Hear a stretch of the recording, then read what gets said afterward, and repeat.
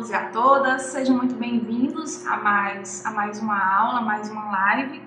E lembrando que essa live é uma iniciativa da Secretaria da Educação do Estado do Ceará, a SEDUC, juntamente com a Coordenadoria de Formação Docente e Educação à Distância, CODEC 7. E quero dizer que é uma honra estar aqui, para poder contribuir um pouco com o ensino de língua portuguesa, para a gente poder passar um pouco aqui, conversando um pouquinho mais com vocês sobre a língua portuguesa e especialmente sobre os gêneros textuais, Então a gente vai iniciar o conteúdo de hoje, como vocês já podem ver aí no título, no título da nossa aula, que é gêneros textuais.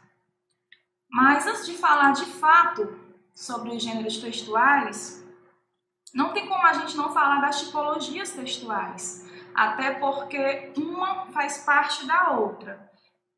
Eu costumo falar para os meus alunos que a tipologia textual é como se você pegasse uma caixa e nessa caixa você colocasse vários brinquedos. Então vamos supor a tipologia narrativa, vamos supor que ela seja uma caixa.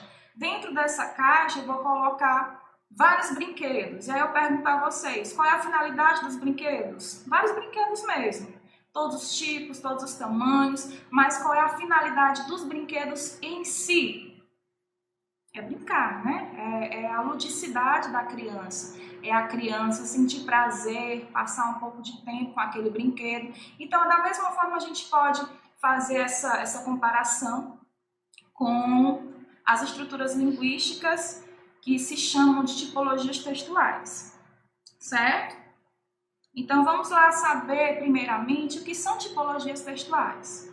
Então, eu sou a professora Sabrina Rodrigues de Souza Cordeiro, atualmente leciono na EP, Lígia Pimentel Gomes, sou licenciada em Letras, Língua Portuguesa e também bacharel em Jornalismo, ok? Então, vamos aqui, o que são as tipologias textuais? As tipologias textuais, elas se relacionam à forma como um texto se apresenta. Ou seja, falou-se em tipologia textual, falou-se em estrutura. Tem alguns estudiosos que eles citam que as tipologias textuais, elas se apresentam entre 5 a 9 tipos. E pensando nisso, eu listei aí mais ou menos esses 9 tipos, mas nós vamos trabalhar os principais, que no caso, 6 tipologias, ok? Então, nós temos a tipologia narrativa, a narração, o relato, a descrição, a argumentação, a exposição, a predição, que fala sobre essa questão de você prever alguma coisa. E se tratando de gênero, a gente poderia trabalhar os horóscopos, as profecias mesmo, na modalidade oral. 7, a injunção, a prescrição e o diálogo. Cada texto tem a finalidade de nos indicar qual a tipologia predominante. Eu acredito que seja comum vocês se depararem com algum texto e vocês ficarem na dúvida de qual tipologia esse texto faz parte, não é verdade? Mas essa palavrinha que vocês precisam ter em mente, que vocês precisam ficar mais atentos, que é a questão da finalidade. Pronto, você está lendo o texto, preparou com o texto. Depois de você ler todo esse texto, qual é a finalidade dele? Ele foi escrito com qual intenção, com qual objetivo? É contar simplesmente uma história? É descrever? É te ensinar a fazer algo? É dar alguma informação? Então é mais ou menos isso. E agora nós vamos para os gêneros textuais. Então, os gêneros textuais, eles estão dentro das tipologias textuais, ok? As tipologias textuais, elas são um tanto fixas, enquanto que os gêneros, eles são vários. Nós temos uma infinidade de gêneros. Não tem como chegar aqui e dizer para vocês que existe a quantidade X de gêneros, quanto eu não posso mensurar, até porque por meio dos meios midiáticos, da internet, outros gêneros passam a surgir, que são os chamados gêneros digitais. Por exemplo, nós temos um gênero que é a carta, mas hoje poucas pessoas usam a carta, não é verdade? Então, com o advento da internet, qual gênero veio para exercer a mesma função, digamos assim, da carta? O e-mail. O e-mail nada mais é do que a substituição do papel e da caneta por simplesmente uma plataforma, né? Um provedor, certo? Então, os gêneros textuais possuem uma função comunicativa específica inserida em um contexto cultural. Esse contexto cultural vai se mostrar a função social que aquele gênero apresenta. Então, cada gênero, vocês vão conseguir perceber que cada gênero eles têm uma função social, eles atuam de modo mais específico, eles se organizam de acordo com as tipologias e para eles poderem existirem, para a gente poder saber que gênero é esse, cada um também vai se amparar em algum suporte físico. Por exemplo, um livro que você pode ver um romance, você pode ver uma epopeia, você pode ver uma charge, uma tirinha, revista também é um suporte físico que você pode localizar os gêneros, um muro aí na rua da sua cidade, você passa pelas ruas, não pode passar agora, até porque tem que ficar em casa, não é? Tem que ficar guardadinho aí em casa, estudando, tranquilo. Então você passa pela rua e você vê um grafite, é um gênero. Você vê um poema, uma estrofe, ali é um gênero. Então, para que eu possa ver esse gênero, ler esse gênero, ele precisa estar amparado no suporte físico, certo? Os gêneros textuais também são chamados de gêneros discursivos, isso porque também levam em consideração tanto o aspecto oral, como também o aspecto escrito da linguagem. Os gêneros são, no caso aí, toda forma de comunicação, seja esta verbal ou não verbal, ou seja, por meio mesmo da escrita, da fala, ou então por meio de imagens, por meio de gestos, certo? Passemos adiante. Então, pensando nisso, eu falei para vocês que tem os estudiosos que eles apontam entre 5 a 9 tipos. Então, eu resolvi listar aqui 6 tipos que se considera, digamos assim, de acordo com as pesquisas que nós professores fazemos, mais importantes no que se refere às provas de concursos, de vestibulares, para o Enem. E lembrando que aqui, como a gente está trabalhando as tipologias e os gêneros textuais, nós estamos amparados na competência 6, certo?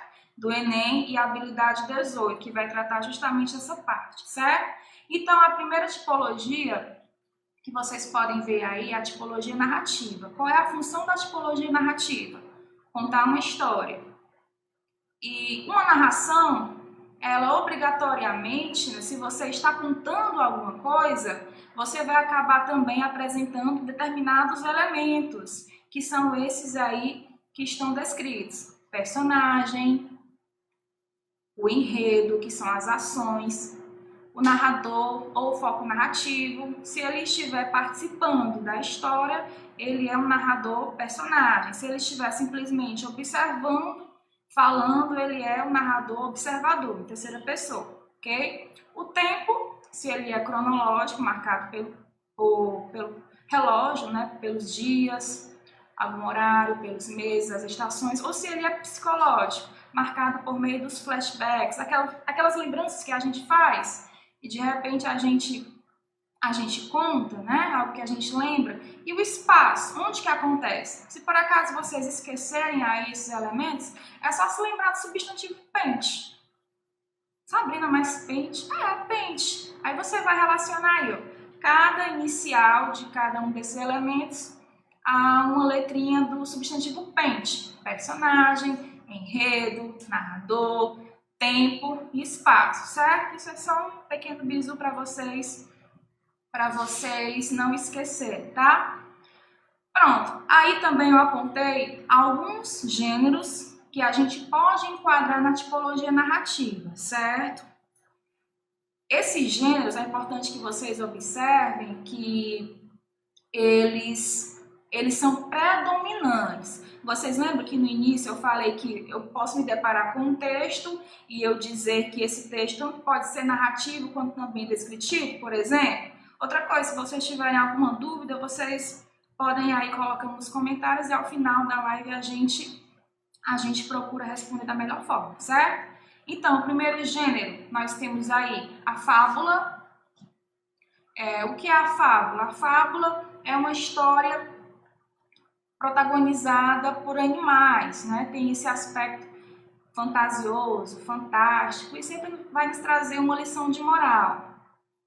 Nós temos aí em segundo o apólogo. E o que é o apólogo? Alguém pode até confundir apólogo com fábula e também parábola. Se bem que esses três gêneros eles são parecidos, mas tem uma pequena diferença, certo?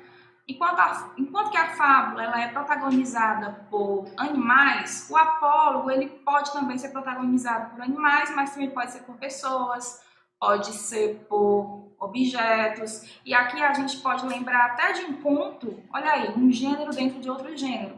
Um conto do Machado de Assis, que o nome é Um Apólogo, certo? Ou então A Linha e a Agulha. Essa historinha é bem interessante porque nós vamos ter essa discussão, né, entre a linha e a agulha, quem que tem uma função melhor do que a outra. E é um apólogo porque é protagonizada por objetos, no caso a linha e a agulha, mas nós também temos a presença de seres humanos, que no caso é a própria costureira, e também a moça que vai se servir, que vai vestir esse vestido, o qual ele vai estar lá com a linha, né? E se você se apropriar da leitura desse ponto, você vai até ver que a linha ela vai ter uma maior visibilidade, ela vai acabar ganhando, né, a questão, enquanto que a agulha fica lá, né, se lastimando, porque ela não vai aproveitar os bailes, as danças, enquanto que a linha está lá no vestido. Ela é bem interessante, fica aí também uma dica de leitura, tá? O conto Um Apólogo do Machado de Assis. E a parábola a gente pode até relacionar com a questão da Bíblia Sagrada, né?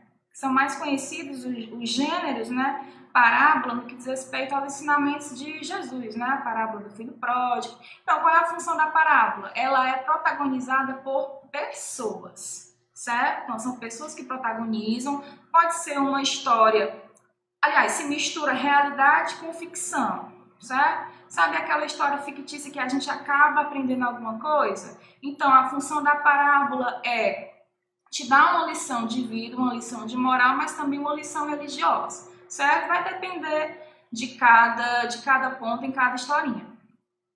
A lenda são mitos, certo?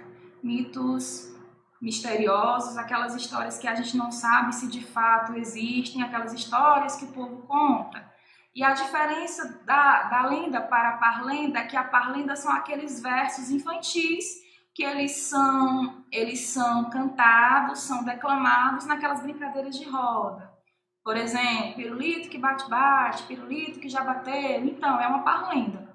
O conto é uma narrativa breve, curta, com poucos personagens. Ela geralmente se concentra em um só conflito, enquanto que a crônica é um gênero textual que se concentra no dia a dia, no cotidiano das pessoas, certo?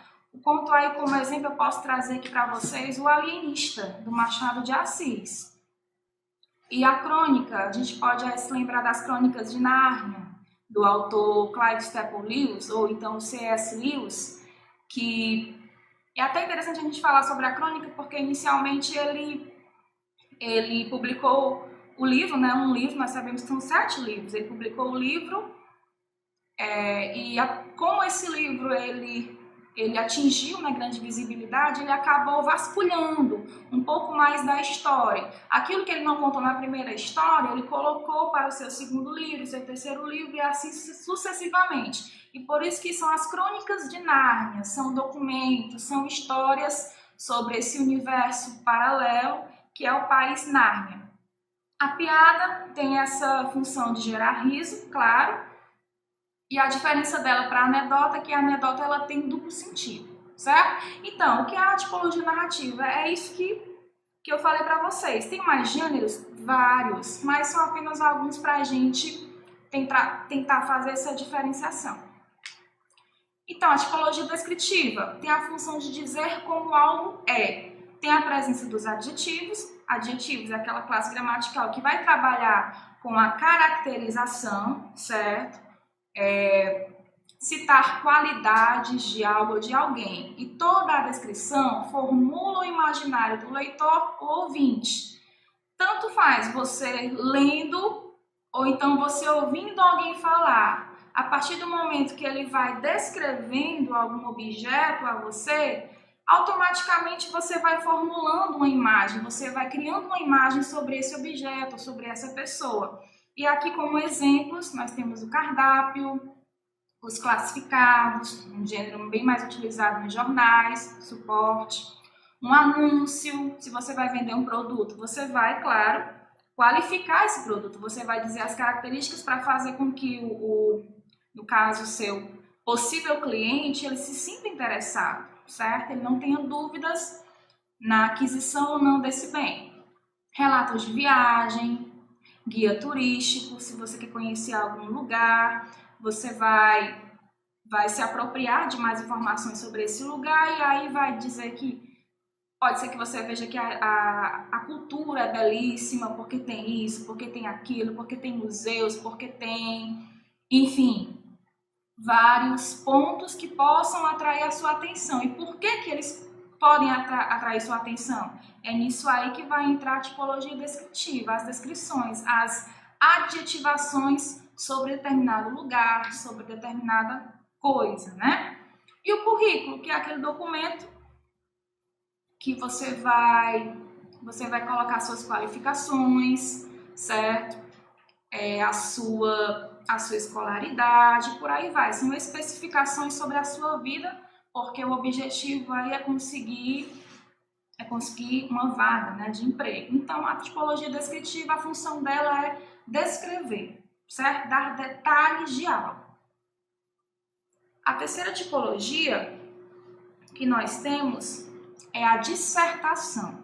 A tipologia dissertativa é uma tipologia mais informativa. A função dela é falar sobre algo. Então, nela, você vai fazer a exposição de um tema, certo? É lhe dado um tema e você vai pesquisar sobre esse tema e vai falar sobre esse tema, ok? Nessa tipologia, nós temos uma visão imparcial sobre o texto. Ora, se é uma visão imparcial, você vai se resguardar da sua opinião, você não vai apresentar a sua tese, seu ponto de vista, certo? Mais à frente a gente vai ver o outro lado, ok?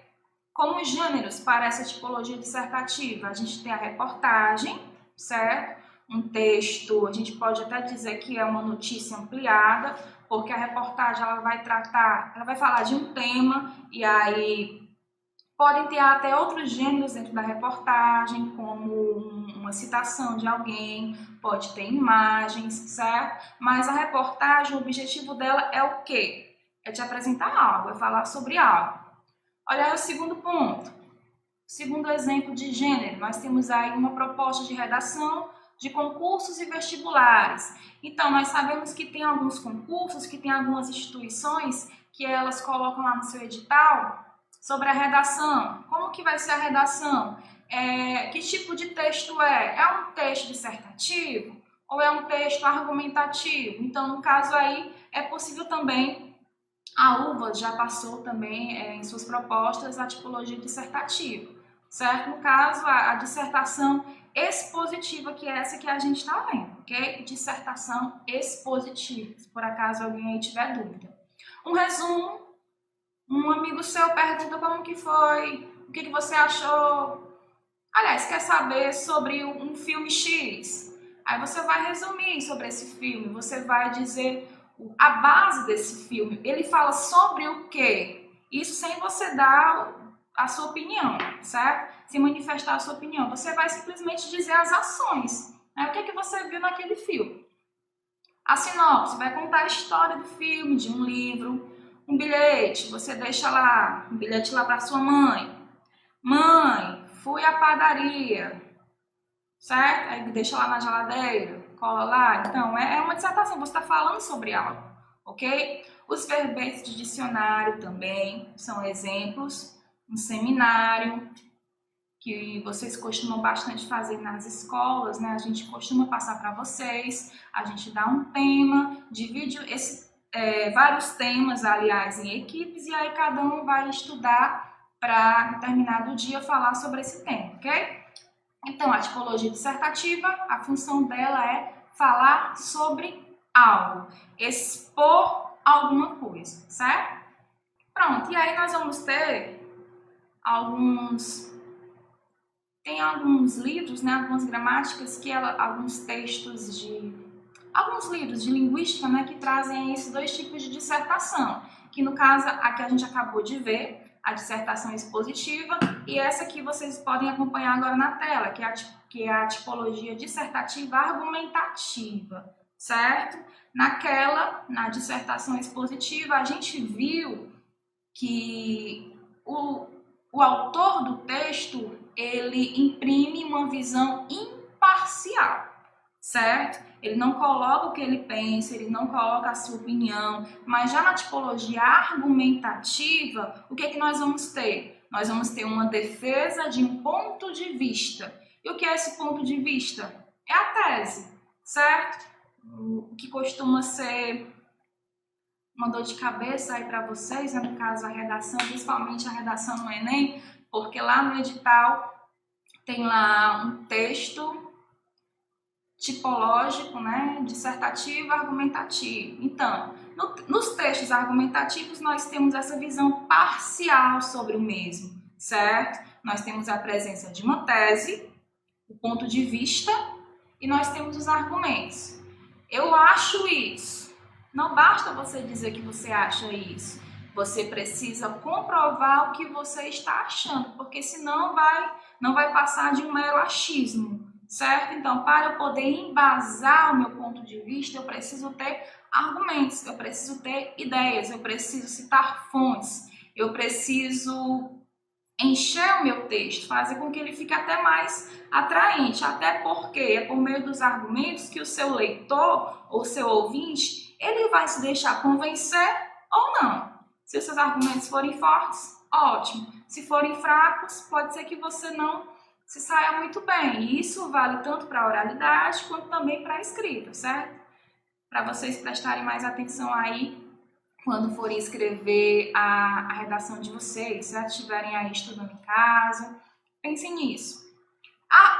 A tipologia argumentativa, a dissertação argumentativa, ela surge da dissertação, por isso que ela também é uma ramificação, certo?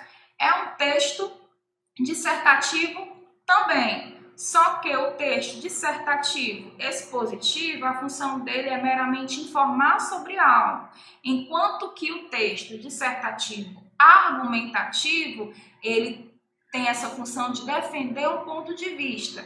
Eu posso até dizer para vocês, se vocês puderem, não sei se vocês estão com algum caderno, fazendo aí algumas anotações, mas se puderem anotar é bom. Eu posso dizer para vocês que toda argumentação é uma dissertação, é uma exposição, mas nem toda exposição é uma dissertação. Dá para vocês entenderem? Todo texto dissertativo, argumentativo é expositivo, mas nem todo texto dissertativo, expositivo é argumentativo. E por quê? Isso já acredito que já dá para vocês entenderem, tirarem a dúvida, porque o texto meramente expositivo não tem tese, não tem a presença de tese, certo? Não tem essa visão parcial. Enquanto que na argumentação, para poder argumentar, eu argumento em cima do que eu penso, do meu ponto de vista. E o meu ponto de vista, ele só pode ser dado partindo de alguma coisa, que no caso de algum tema, certo? Dissertação expositiva, apresentação de um tema. Dissertação argumentativa, apresentação de um tema com uma tese e com argumentos para poderem fortalecer essa tese, certo? Pronto, então nós temos aí como exemplo de gêneros. Nós temos o artigo de opinião, como o próprio nome já diz, né? Opinião. Você vai falar sobre algum assunto, imprimindo aí um pouco do que você pensa, né? Do que você acha. A resenha, que é uma espécie de resumo crítico. você assiste a um filme e você vai escrever sobre esse filme. Vamos supor que você tenha um blog. E aí, constantemente, você fique aí dando dicas de filmes, de livros. E aí você assiste a um filme e você quer escrever o que você achou desse filme. Então, primeiramente, você vai fazer aquele resumo básico, né, do que conta o filme, porque senão a pessoa que for ler vai ficar perdida sobre a história do mesmo, né? Você vai precisar contar o enredo. E junto ao enredo, você também vai dizer o que você gostou, o que você não gostou e por que você não achou tão legal, o que você achou legal. Então, nisso você vai acabar conversando com o texto, defendendo o seu ponto de vista, certo? E mostrando ao seu leitor partes positivas ou partes negativas daquele filme. E assim pode ser também sobre um livro e por aí vai. Um debate, claramente, né, a gente vê a tipologia argumentativa, né? Geralmente pontos de vista diferentes que acabam se juntando, né, para que a gente possa entender melhor o que um pensa, o que o outro pensa, por que ele pensa isso, por que ele pensa aquilo. E aí, ao final, a gente tira um resumo daquele, a gente acaba aprendendo, né, sobre aquele tema, e ou a gente vai acabar atendendo para um lado, ou a gente vai acabar atendendo para outro lado, certo? A carta de leitor também atua como tipologia argumentativa, porque aí você vai, geralmente nas revistas ou nos jornais é que a gente vê fortemente essa tipologia. Uma pessoa que costuma ler aquela revista, determinada reportagem ela gostou, então ela quer elogiar. E aí na próxima edição pode ser que a revista publique essa carta, certo? Mostrando aí o elogio desse leitor. Pronto, o editorial é um gênero que faz parte dos chamados também gêneros jornalísticos. Como eu falei para vocês, os gêneros são distintos, são vários, certo? Então a função do editorial é apresentar a opinião, o ponto de vista da revista ou do jornal, certo? Se eu sou jornalista, eu vou escrever, eu trabalho no jornal, eu vou escrever sobre algum ponto, certo? Sobre algum assunto, eu posso, mas eu não vou assinar com o meu nome, como Sabrina, não. Eu vou assinar com a revista, certo? No caso, é a opinião da revista, não é a opinião de quem está escrevendo, no caso do redator, do jornalista, certo? E nós temos aí a tão amada redação do Enem.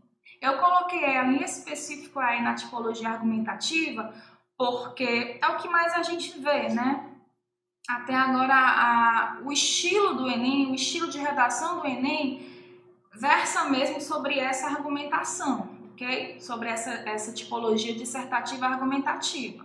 É lhe dado um tema, uma proposta, textos motivadores, e por meio dos mesmos, você vai formular aí a sua tese, seus argumentos e escrever aí o seu texto, certo, gente? Lembrando para vocês que os gêneros textuais, a gente está trabalhando também dentro de uma perspectiva linguística, certo? Que é lá no slide sobre a narração, até citou ele, que é o Mikhail Bakhtin, certo? O Mikhail Bakhtin, ele era um filósofo e um linguista russo. Então, foi ele quem formulou os chamados gêneros discursivos, e por meio desses gêneros discursivos a gente pode trabalhar aí os gêneros textuais, as tipologias textuais e os seus respectivos também gêneros textuais, ok? Vamos continuar, né? Pronto, na verdade, a quinta tipologia que eu escolhi para trabalhar com vocês é a tipologia injuntiva, injunção ou então instrução. Tipologia injuntiva ou tipologia instrucional, a injunção ou a instrução, certo? Qual é o objetivo dessa tipologia? É dar orientações, dar sugestões, ordens, ok? A tipologia injuntiva, ela instrui o interlocutor sobre um determinado procedimento. Ou seja, aí vai entrar mesmo essa questão de dar sugestões, como você pode fazer algo, seria bom se você fizesse desse jeito, faça isso, para você poder montar um equipamento. E aí você tem aqueles verbos de comando, né? Geralmente a gente vai ver aí nos exemplos, una, certo? Junte, e por aí vai. E é por isso que nós temos aí a presença do imperativo, certo? Imperar, mandar, ordenar, ensinar, ok? É importante eu falar algo a vocês sobre a tipologia injuntiva, porque nós temos uma subtipologia nesta tipologia, que é a prescrição, ok? A injunção, ela é dada mais no sentido de não obrigatoriedade. É um meio, um caminho, um norte que determinado gênero te dá. Você pode optar por seguir esse modelo, porque ele dá certo. Mas não é obrigatório, por quê? Porque pode ser sim que tenha outro modelo para você seguir. Ok? Por exemplo, receitas culinárias. Vamos supor que você procure aí no YouTube como fazer um bolo de cenoura. Então tem a quantidade X de cenouras e tal. E aí você faz e dá certo. Mas pode ser que a sua mãe ela faça com outra quantidade, ok? Diferente da apresentada no YouTube. E dê muito certo. Pode ser que o bolo fique ainda até mais gostoso do que o que você fez. Então, um gênero dentro da tipologia injuntiva. Não é obrigatório. É um modelo que você tem, mas você escolhe seguir ou não. Assim como o manual de instruções, ok? A gente tem essa mania de comprar um aparelho e muitas vezes não olhar para o manual, não é verdade? Não mintam. Eu sei que isso acontece. A gente compra um celular e a gente vai aprendendo mesmo mexendo. Nós não temos muita paciência para ficar lendo os manuais. A gente pega no manual quando realmente tem algo que a gente não consegue entender, certo? Mapa, também uma orientação. Tutorial de como fazer alguma coisa. A gente pode até citar esse período que nós estamos passando, né, de pandemia, que nossas aulas estão sendo exibidas, né, por meio de lives, e aí a gente precisa também se adaptar à plataforma do Google, sala de aula. Então, é um tutorial, nós já assistimos vários vídeos que nos mostram como utilizar essa plataforma. Então, é um tutorial, é um gênero, ok? E eu falei sobre a subtipologia, né, da injunção, que é a prescrição. A tipologia prescritiva, não esqueça, ela se enquadra na tipologia injuntiva, certo? A função dela, eu posso até dizer que ela tem esse viés mais coercitivo, mais obrigatório. Por exemplo, código de trânsito, a gente precisa obedecer, porque isso pode ocasionar coisas não muito boas, né? Podemos ser penalizados. A Constituição Federal, da mesma forma. Edital, vocês que vão fazer o Enem, vocês precisam ler os editais, vocês precisam estar ligados aí com as datas, com os horários, porque se você chegar atrasado, com certeza você não vai entrar no local para fazer a prova, vai perder a prova, vai ser prejudicado. Então, são questões para a gente ficar ligado. E as leis, certo? Então, eu posso até dizer que esses gêneros da esquerda, eles são mais injuntivos. E esses gêneros da direita são mais prescritivos, ok? Pronto, vamos seguir adiante. E aí nós temos aí a sexta tipologia, que é o diálogo. A tipologia diálogo ou dialogal, que ela tem, né, como objetivo estabelecer uma conversa. Aí eu coloquei atos de fala. Os atos de fala, eles vão apresentar citações diretas ou citações indiretas. Essas citações diretas ou indiretas, elas podem ser mostradas, explicadas por meio de dois tipos de discurso. No caso, discurso direto e discurso indireto. O que é o discurso direto? Discurso direto se tem a fala integral, ok? Por exemplo, eu estou lendo, enfim, alguma história e aí eu vejo assim: a professora chegou na sala de aula e disse, 2 pontos. 2 pontos, não esqueça. A professora chegou na sala de aula e disse, 2 pontos. Ou então, abre aspas. Ou então, travessão. Não esqueçam de trazer o livro amanhã. Pronto. Isso é a fala dela. Discurso direto vai apresentar a fala integral, porque mostra tal qual a professora falou, certo? A pessoa falou. Já o discurso indireto, ele está incorporado à fala original. Por exemplo, se eu tivesse chegado na minha sala de aula, aliás, eu estou na minha sala de aula e eu pedi para que os meus alunos amanhã, por exemplo, trouxessem o meu livro de português, não esquecessem o livro, e vamos supor que algum aluno tenha faltado, e aí? Aí, por exemplo, um colega desse aluno vai chegar para ele, ou vai mandar mensagem para ele e vai dizer: fulano, a professora Sabrina disse que amanhã é para trazer o livro de português. Pronto. Ele falou o que eu disse? Sim. Ele pode não ter falado tal como eu disse, mas ele falou o que eu disse. Então, indiretamente, discurso indireto, incorporado à fala original. E como exemplos aí, nós temos exemplos de gêneros textuais, da tipologia diálogo, nós temos a entrevista, que nós temos sim essa comunicação, essa interação entre emissor, receptor, ou remetente, destinatário, por aí vai, certo? Lembrando que todos esses gêneros, eles sempre vão atuar na comunicação, no processo comunicativo. Reunião de trabalho, nós temos aí uma conversa, tanto por quem está liderando, quanto pelos seus liderados, certo? Conversas telefônicas, não tem como a gente conversar sozinho, não é um monólogo, né?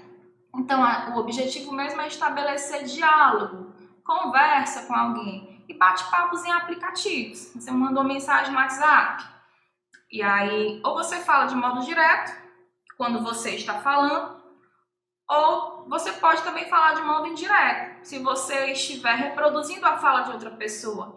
Então, sem nem mesmo a gente perceber, todo tempo a gente faz uso desses gêneros, porque realmente eles cumprem essa função social muito forte, eles estão de modo bem visível na nossa realidade, ok? E aí, pessoal, não sei se eu tenho ainda tempo para trabalhar algumas questões. Eu trouxe aqui para vocês algumas questões do Enem, umas 3 questõezinhas para a gente ver melhor como que esses gêneros eles se enquadram, certo? Então, essa questão aí foi do ano de 2010. Diz o seguinte: mostre que sua memória é melhor do que a de computador e guarde esta condição. 2 pontos. 12 vezes sem juros. Então, guarde esta condição. 12 vezes sem juros. Ao circularem socialmente, os textos realizam-se como práticas... Pode voltar. Ao circularem socialmente, os textos realizam-se como práticas de linguagem, assumindo funções específicas, formais e de conteúdo. No caso, aí a estrutura, vai entrar as tipologias, tá? Considerando o contexto em que circula o texto publicitário acima, no caso aí dá pra gente perceber que seja o quê? Um anúncio, né? Seu objetivo básico é o quê? Definir regras de comportamento social pautadas no combate ao consumismo exagerado? Nada a ver, né, gente? Até porque a função aí é outra, né? A função é que a pessoa realmente gaste dinheiro, que a pessoa compre. E aí nós temos aí até a facilidade, 12 vezes sem juros. Então percebam aí a linguagem que os textos publicitários trazem, tá? Letra B, influenciar o comportamento do leitor por meio de apelos que visam a adesão ao consumo. O que vocês acham? Vamos guardar isso aí. Letra C, defender a importância do conhecimento de informática pela população de baixo poder aquisitivo. Não se aplica, né, ao texto. Defender a importância do conhecimento de informática, não. Nesse texto, nesse anúncio aí, não tem uma informação que dê base para essa afirmativa aí da letra C. A letra D, facilitar o uso de equipamentos de informática pelas classes sociais economicamente desfavorecidas, também nada a ver. É o tipo daquela alternativa que a gente coloca mesmo só para fazer mais volume, né? Ou seja, não tem nada a ver com o que o texto está promovendo. Letra E, questionar o homem, questionar o fato de o homem ser mais inteligente que a máquina mesmo a mais moderna. E aí, quando você se depara com o texto publicitário, mostre que sua memória é melhor do que a de computador e guarde esta condição. 12 vezes sem juros. Não é essa questão de dizer que o homem é mais inteligente. Não, é mais mesmo essa questão persuasiva, essa linguagem persuasiva de influenciar o comportamento do leitor por meio de apelos que visam a adesão ao consumo. Então, a gente marcaria aí facilmente a letra B. Pode passar. Pronto, letra B, influenciar o comportamento. Pronto. Essa segunda questão que eu trouxe para vocês é sobre um cara que eu amo de paixão, Machado de Assis. Aí de cara você já dá para perceber, né? Já dão para perceber. Também da edição de 2010 do Enem, certo? E aí tem Machado de Assis. Joaquim Maria Machado de Assis, cronista, contista, dramaturgo, jornalista, poeta, novelista, romancista, crítico e ensaísta, nasceu na cidade do Rio de Janeiro, em 21 de junho de 1839. Filho de um operário mestiço de negro e português, Francisco José de Assis, e de Dona Maria Leopoldina Machado de Assis, aquele que viria a tornar-se o maior escritor do país e um mestre da língua, perde a mãe muito cedo e é criado pela madrasta, Maria Inês, também mulata, que se dedica ao menino e o matricula na escola pública, única que frequentou o autodidata Machado de Assis. Então, um texto bem simples que dá para a gente já saber também, dá para a gente saber a vida dessa personalidade, né, desse grande escritor. Se dá para a gente saber, conhecer um pouco mais sobre a vida de alguém, então qual seria o gênero aí? Biografia. Muito bem, então vamos à questão. Considerando seus conhecimentos sobre os gêneros textuais, o texto citado constitui-se de: letra A, fatos ficcionais relacionados a outros de caráter realista, relativos à vida de um renomado escritor. Não, você já descarta aí porque nós temos fatos ficcionais. Machado de Assis, todo mundo sabe que é um autor que existiu, nos deixou um legado imenso, obras literárias maravilhosas. Eu costumo dizer para os meus alunos que Machado de Assis foi todos os ista. Cronista, contista, jornalista, ensaísta, novelista e por aí vai. Então, você já descarta aí a letra A. Letra B. Representações generalizadas acerca da vida de membros da sociedade por seus trabalhos e vida cotidiana. Não, não tem nada generalizado aí. Até porque o texto frisou bem um personagem, uma pessoa. No caso, Machado de Assis. Letra C. Explicações da vida de um renomado escritor com estrutura argumentativa, destacando como tema seus principais feitos. Nós temos aí algumas explicações, poucas explicações sobre a vida dele, certo? Mas a estrutura, realmente, vocês acham que seria argumentativa? Nós temos aí a presença de alguma tese, nós temos aí essa defesa de um ponto de vista? Não, né, gente? Letra D. Questões controversas e fatos diversos da vida de personalidade histórica, ressaltando sua intimidade familiar em detrimento de seus feitos públicos? Não, a letra D não tem nada a ver, né? Questões controversas. Não tem nada controverso aí, está aí puramente a biografia do Machado de Assis, ok? Letra E. A apresentação da vida de uma personalidade organizada, sobretudo, pela ordem tipológica da narração, com um estilo marcado por linguagem objetiva. Como a gente discutiu alternativa por alternativa, essa foi a que nos sobrou, não é verdade? Então, mas de fato é a correta, porque nós temos aí a apresentação da vida de uma personalidade. Essa apresentação ela foi organizada, teve uma sequência tipológica narrativa, certo? O texto está contando sobre a vida de alguém e tem um estilo marcado por linguagem objetiva, ok? Pronto. Então, pessoal, a última questão vai ser bem rápido, certo? Texto curtinho. A terceira questão que eu trouxe para vocês do Enem 2014. Diz o seguinte: o correr da vida embrulha tudo. A vida é assim, esquenta e esfria, aperta e daí afrouxa, sossega e depois desinquieta. O que ela quer da gente é coragem. Então nós temos aí um fragmento de Grande Sertão Veredas, do Guimarães Rosa. Enunciado na questão: no romance Grande Sertão Veredas, o protagonista Riobaldo narra sua trajetória de jagunço. A leitura do trecho permite identificar que o desabafo de Riobaldo se aproxima de um diário, por trazer lembranças pessoais. Não, vocês já poderiam aí descartar, até porque a estrutura em si não nos permite isso, né? O diário tem uma estrutura maior, né? B, fábula, por apresentar uma lição de moral. Não, porque nós não temos aí personagens, né? Animais. Notícia por informar sobre um acontecimento? Também não. Aforismo, por expor uma máxima em poucas palavras, aí a gente poderia pender por essa alternativa. Ou letra E, crônica, por tratar de fatos do cotidiano? Não, né, gente? Apesar de tratar de algo sobre a vida, não seria uma crônica, mas seria um aforismo. Você poderia até não saber o que é aforismo, mas por eliminação você chegaria a essa alternativa, certo? E o que é um aforismo? É uma máxima, a gente costuma utilizar um pensamento em poucas palavras, certo?